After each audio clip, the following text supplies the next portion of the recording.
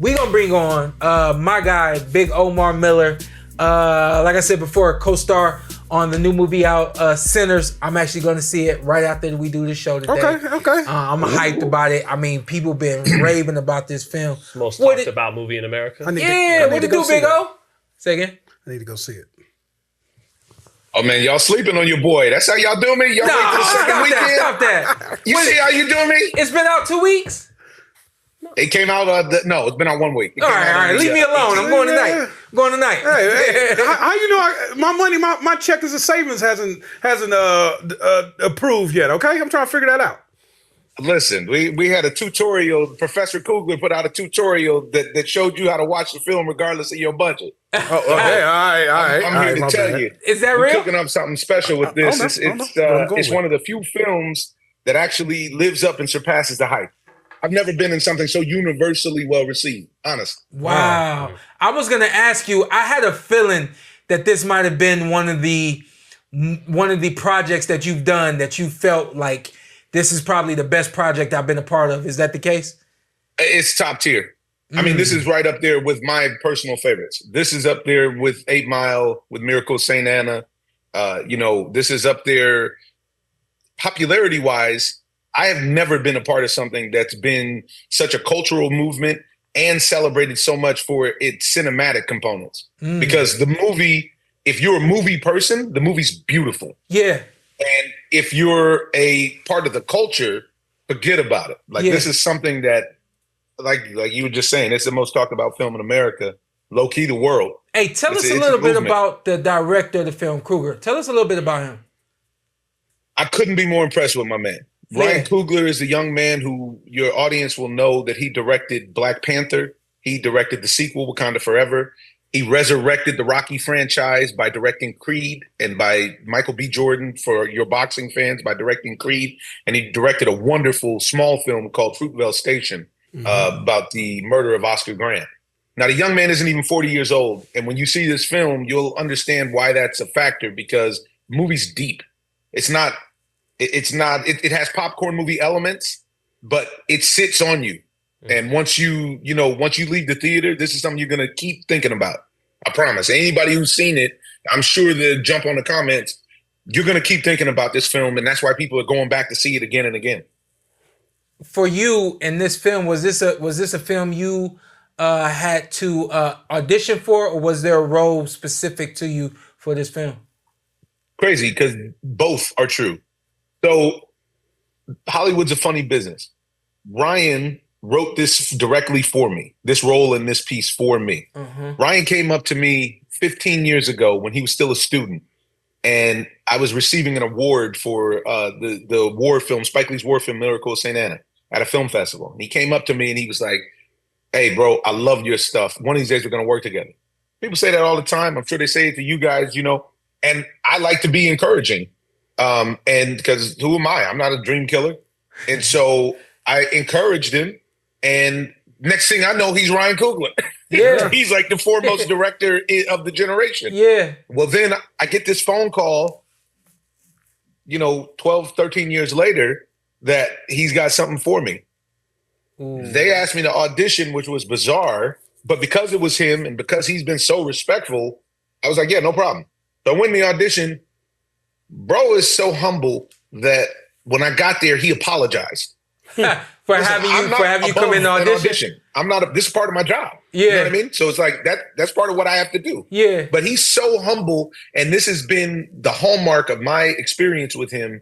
He's got to be the person that I know with the most power that has the smallest ego.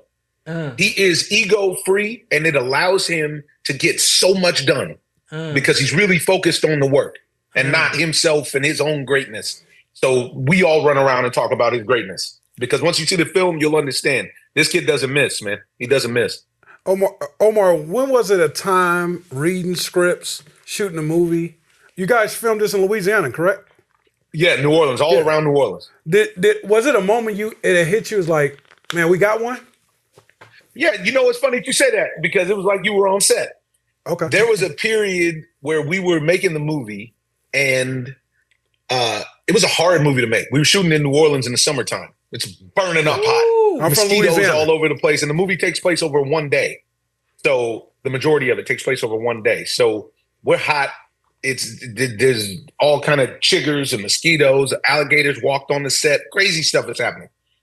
And one day I was preparing for a scene, and Michael B came up. He was like, "Oh, come here. I got to show you something." Like, man, I was focused on something. You guys haven't seen the movie, so I can't speak about what it is. But I was focused on something I have to do that's very specific in the film. And he's like, "Come on, man. No, for real." I was like, "All right, man, fine."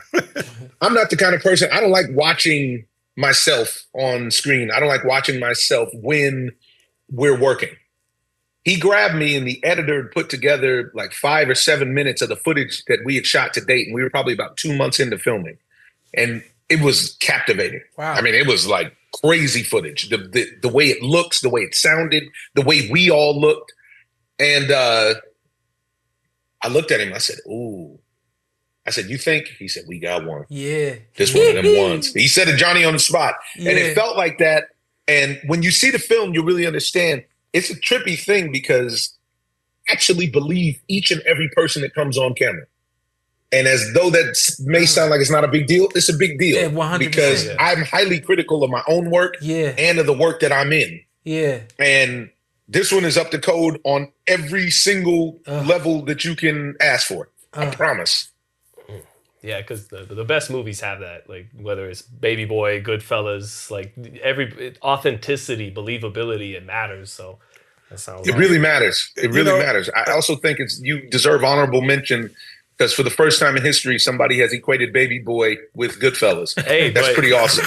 Remember John Singleton, Omar? You probably heard the quote. He said that Boys in the Hood and Baby Boy was his Goodfellas in Casino to his. No. Yeah. I'm not knocking it. Yeah. I'm just saying that it's pretty impressive. You don't really hear that too often.